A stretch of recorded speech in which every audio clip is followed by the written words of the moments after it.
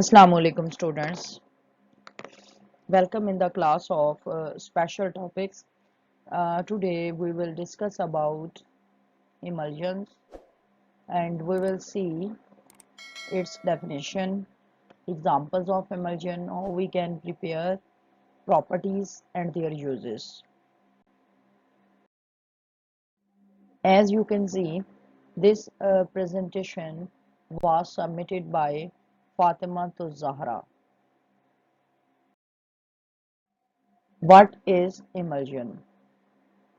Emulsion is a dispersed system in which both the dispersed phase and the dispersion medium, these are liquids. So we have already uh, see the definition of emulsion in the previous lecture.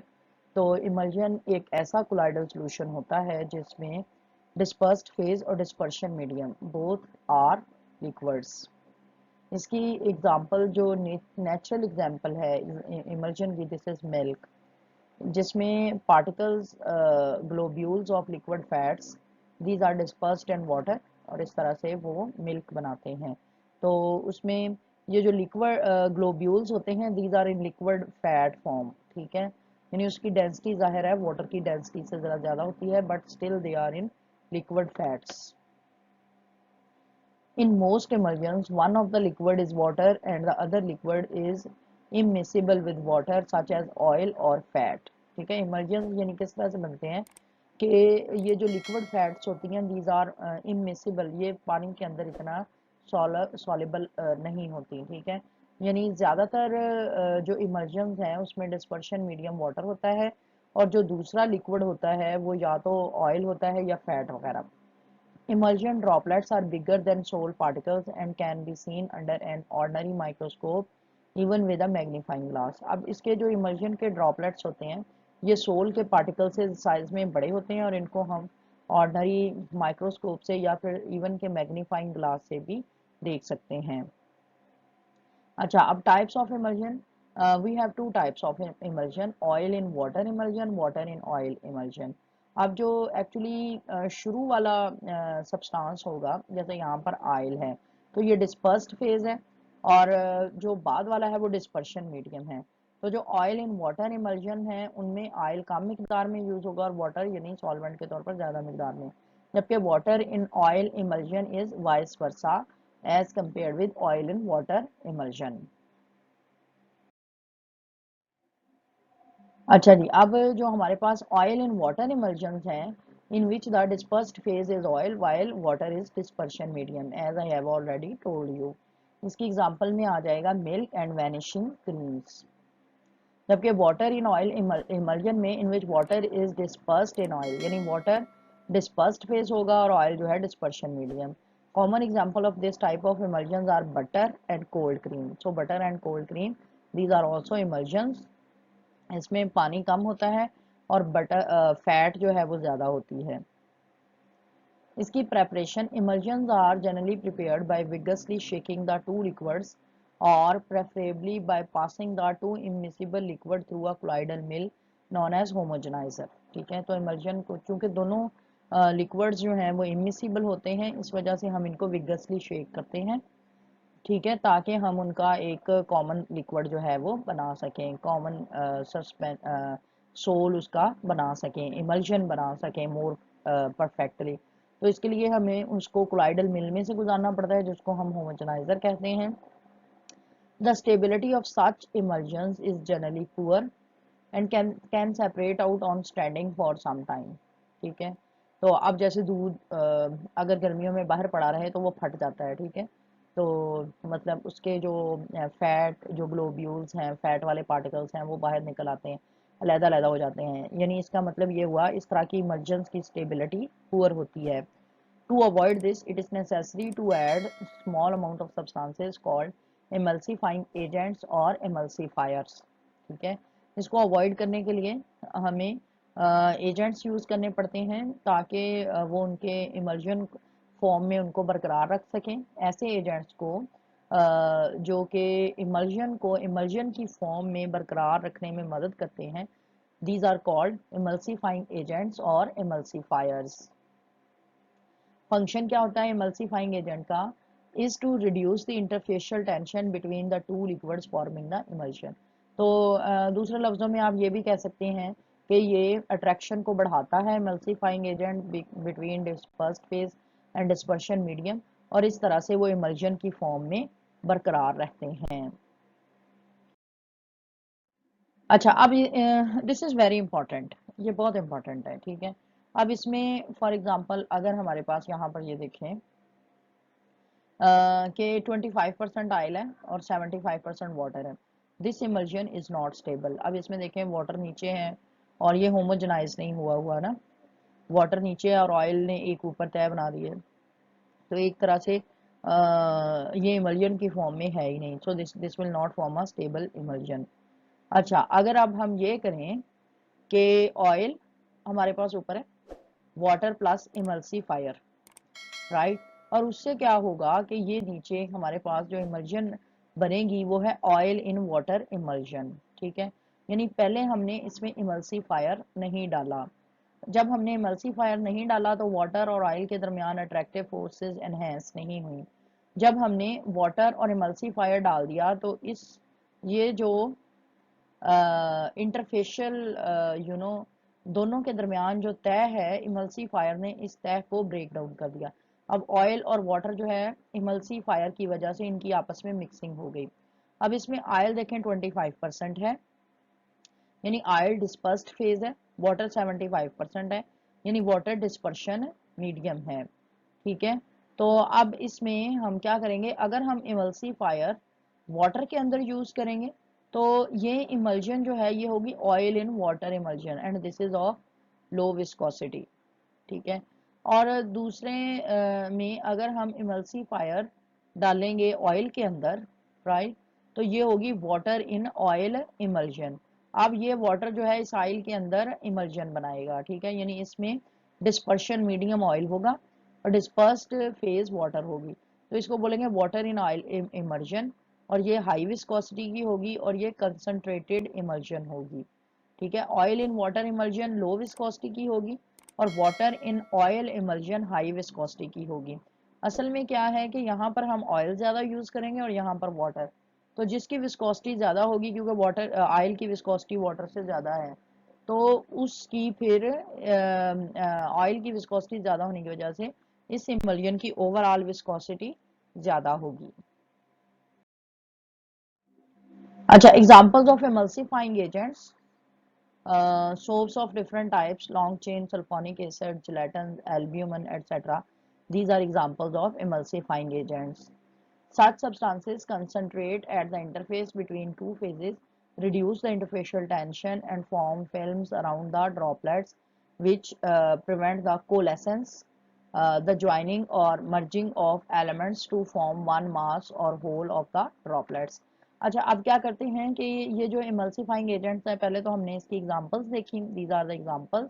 और ये सब emulsifying agent अब करता क्या है, ये जो dispersed phase है, डिस्पर्शन मीडियम है, इंटरफेस के दरमियान ये इन दोनों मीडियम की जो इंटरफेशियल टेंशन है उनको रिड्यूस कर देता है, और इसके अलावा क्या करता है, form films around the droplets, और इस तरह क्या करता है कि फॉर एग्जांपल जो डिस्पर्स्ड फेज अगर हम ले लें, उसके चूंकि वो बड़े साइज में होते हैं ना, तो उसके ड्रॉपलेट्स के इर्द गिर्द ये फिल्म बना देता है, ठीक है, उनको ये एनक्लूज कर लेता है, और उससे क्या होता है कि वो जो हमारे पास डिस्पर्स्ड फेज है उसके पार्टिकल्स वो आपस में नहीं जुड़ते, ठीक है, यानी ये उन पार्टिकल्स की कोलेसेंस को रोक देता है।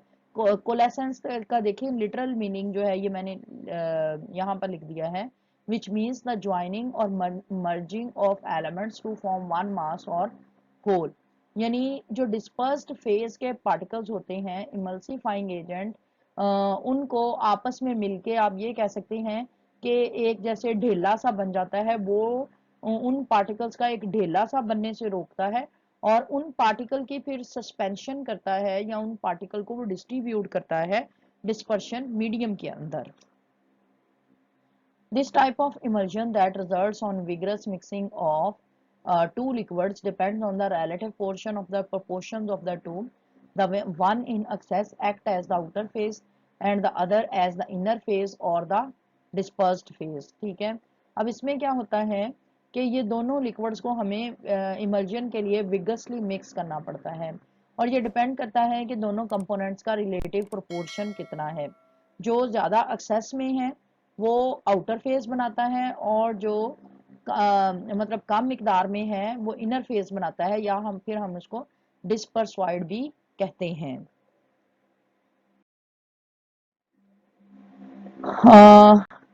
On the nature of emulsifying agent used, the phase in which the emulsifier is more stable forms the outer phase.